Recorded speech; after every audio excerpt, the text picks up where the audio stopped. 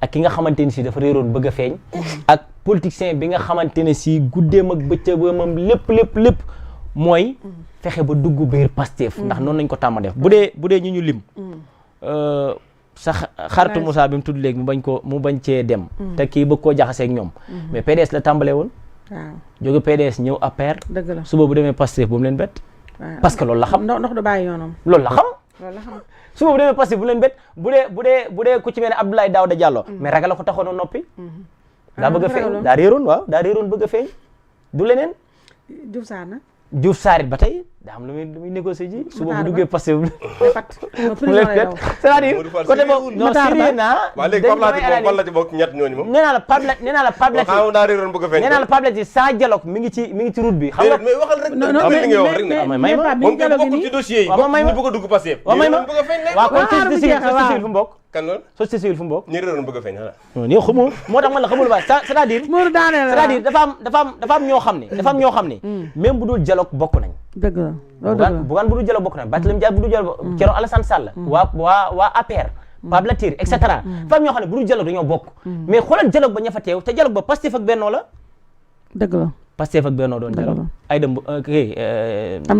Aminata Mbengue Ndiaye fu mu bokkoon Benno Moustapha Niasse pareil Amadou Ba ñoom ñëpp Aly Ngouille Ndiaye mi ngi bëgg a bëri boo ko doon lim noonu lay demee Pastef ak Benno ñoo doon dialogue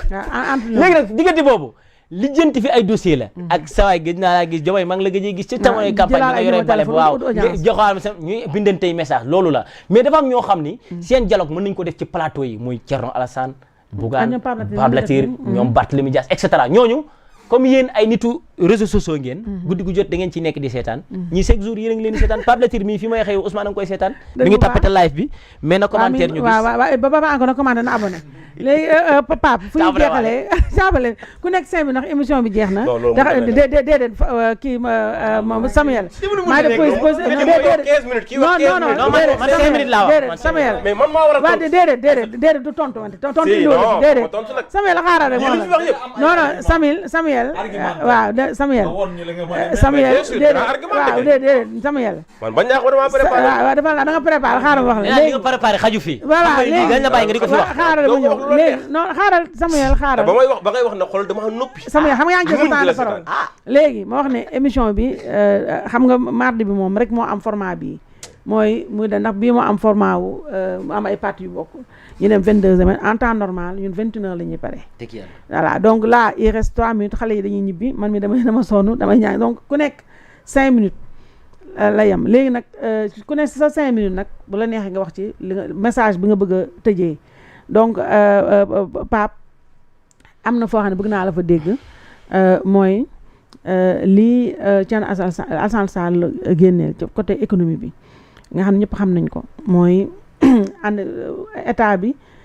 régime bees bi dafa jël option wu surendettement chaque mois ñu dem ci marché UEMOA lever ay fonds yoo xam ne ba nii kenn xamul fu mu dugg ni ñu ko dépensé Thierno Alassane Sall loolu la demandé mais avant mu koy demandé ñun ñëpp demandé woon nañ ko mooy fii loi bi moo wax ne ci doxalin ne après tous les 3 mois État du Sénégal dafa am obligation wax sénégalais yi fësal xaalis bi fu mu dugg ak ndax luñ ko voteel assemblée mu war a wax fan la dugg naka la ko utiliser tous les 3 mois ñi ba ñëwee ba tey dernier trimestre 2024 kenn xamul nu mu demee premier trimestre 2025 te ñu ngi dugg nii ci second trimestre bi kenn xamul nu mu demee Thierno Alassane Sall nag def na question orale question d'actualité boo xam ne dafa interpeller directement le gouvernement sur loolu donc foofu bëgg naa nga ñëwaale ak aussi pour terminer nag comme yow sa particularité fii mooy participer nga ci dialogue bi demain mooy clôture bi ma bëgg nga wax ma yow lan ngay clôture bi yow noo ko imaginer ak lan ngay lan daal moom ngay xalaat ci recommandation yi nga xam ne ndax cëggal guy bi président de la république moo koy am donc yow lan ngay xaar ci recommandation yi nga xam ne mooy tukkee ci dialogue bi nu ko président defee ndax fii nag ma fàttali na gars yi dañ yàgg ñaawlu ne muy dialogue di assise ak yooyu tous les rapports dorment dans des tiroirs on dépense beaucoup d'argent et beaucoup d'énergie pour que ne kenn ku nekk wax ni lii lañ bëgg li nangam mais à l'arrivée dara amul donc ku nekk rek en 5 minutes sur les mêmes questions ku nekk en 5 minutes. waaw alhamdulilah donc ça fait plaisir quand même toog di leen déglu dana ci am solo lool. soo bàyyeen ba xam naa fi mu toll nii. parce que léegi maa yow guerre mondiale. mais boo guerre rek sa buur yooyu légitimement tu perds le nord. légitimement tu perds le nord. man bu ma toogee di wax da nga war di déglu rek di noter ndax nguur maa ko moom yaay sëriñ bi nag. yaa ñu woo ci tabaski waaye nguur moom bu ci wax moom kooku maa ko moom ci ndey moom ko ci bàyyi. su ma diggante ak yow da la wax. voilà donc bu ñu ñëwee d'abord maa ngi xool léegi image bi. di gis président Diomaye di gis le premier ministre Ousmane Sonko. boo xoolee ci seen démarche sax Ousmane moo jiitu. mooy li ma la doon wax léegi. quand on casse délibérément le protocole. en ignorant le caractère sacré de la République. on foule du pied la démocratie. la diplomatie part en lambeaux. image bi dafa ñaaw rafetul. sàmmontewul ak tegginu république au sens propre du terme ndax est-ce que xam nga lu tax ñuy jiital président teg lay maanaam jël espace teg yeneen teg yeneen en fait institution et ainsi de suite parce que loolu ñu ngi koy teg s'il y a urgence d'exfiltration moom déjà mu bañ a am benn obstacle président waaw moom au pire des cas moom avec sa famille maanaam jabaram ak i doomam waaye prioritairement le président de la république fii da ngay gis ne on ne respecte pas cela buñ ko respecté wul ñi ñuy xool ci àdduna duñ ñu respecté parce que dañuy xam ne ñii en réalité nii république di doxee xamulu ko parce que je pense que quand je parle généralement du PASTEF et faw ñu bàyyi xel sénégalais yi Ousmane Sonko surtout waaye di ci interpeller le président de tous les sénégalais au-delà de tout comme je dis mon frère autant que Ousmane ne nanu moytu bu baax pouvoir parce que ba nga ñëwagul pouvoir ay nit a fi nekkoon démboog barki démb am na lu ñu jëfe ñooñu jóge nañ fi mais bul fàtte mukk ne pendant que yaa ngi def exercice su pouvoir les renseignements généraux du monde entier ak ñii ne ci biir Sénégal sax ñu ngi bind buñ demee ba xam ne yow li ñu lay jox attanoo ko mënta ñàkk sa rétention d'information il faut pas qu'on fragilise tout simplement ce qu'on appelle l'ordre constitutionnel parce que am na loo xam ne aucunement duñu ko nangu ci réew mi kenn du ko nangu moo xam ku ko mën a bëgg ku ñu fal ci réew mi légitimement moom la Sénégalais yi fal un point c'est tout ku jël sa protocole nag bëgg koo doxee nu la neex na nga xam répercussion directe yi mooy malheureusement dëkk yi nga xam ne xam nañu li protocole di jëriñ malheureusement duñ la teg maanaam fa nga war a ne doo fa nekk du point de vue de la diplomatie la diplomatie c'est l'exclusivité du président de la République je suis désolé bu may gis Ousmane dem comme ay Burkina di wax bay tudd ay terroristes des histoires comme ça non Ousmane amul sañ-sañu prérogative bu sax di wax ci loolu buñ ko yónnee dafay yem ca la ñuy wax d'autant plus que mu ngi ànd ak d'abord le ministre des forces armées mais aussi muy un ministre de souveraineté ànd aussi ak ministre des affaires étrangères donc déjà da ngay gis ni ki déjà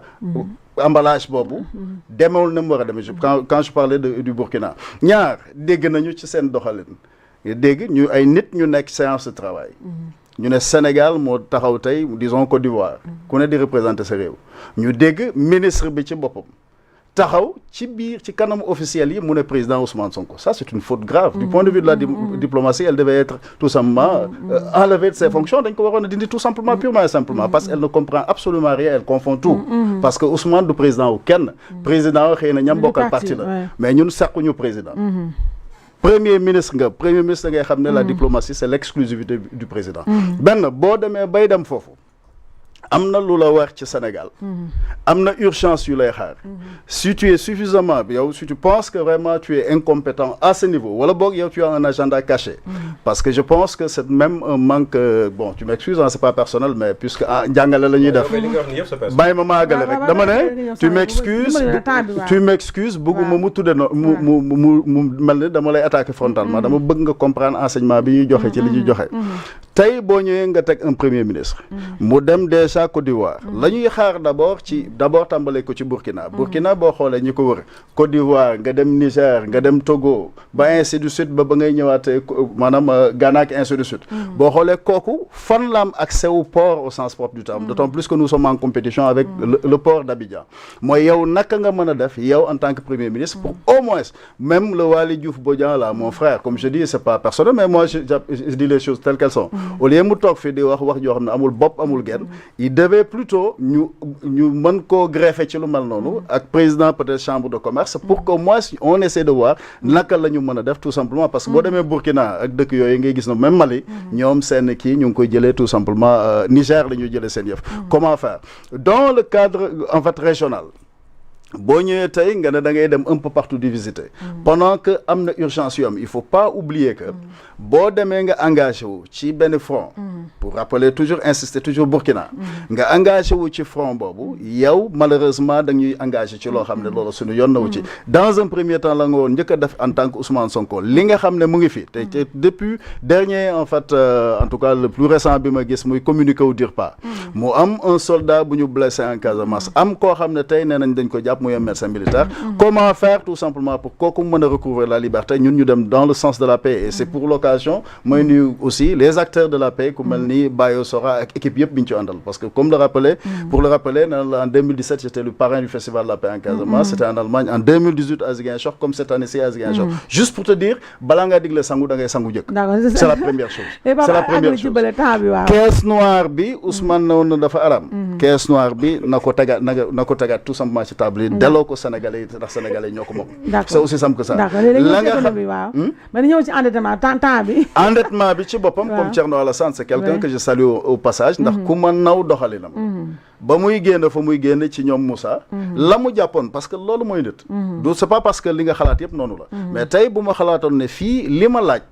ci nii ak nii wala ma jàpp ne moom lay défendre muy intérêt au Sénégal gis naa ne plus ou moins gisuma ko damay garder au moins autonomie ak liberté wu ma jóge fa donc ku ma respecté la ci doxalin ndax loolu du lu ñu faral di gis ñaar li mu posé question bu légitime la bu ne 1600 nangam milliards ñoom ñu ngi gestu ñu fi jógoon mais ñoom je pense que bu ñu doon xalaat dañuy ciy continuer sax di gestu seen bopp di càmbar seen nit parce que la reddition des comptes est inhérente à la bonne gouvernance bonne gouvernance nag da cee bokkul conflit d'intérêt ñuy def manifeste bonne gouvernance da cee bokkul en fait yaa ma neex maanaam le népotisme ndax ku tegul tout simplement appel à candidature teguloo tout simplement en fait enquête de moralité la ngay def tout simplement c'est du népotisme maanaam yaa ma neex et yaa ma neex foo ko teg ça mène le népotisme mène généralement à ce qu'on appelle l'ineptocratie ça veut dire le règne des incapables mais il faudrait que les autorités ma leen di inviter pour autant que les autorités qui sont là les autorités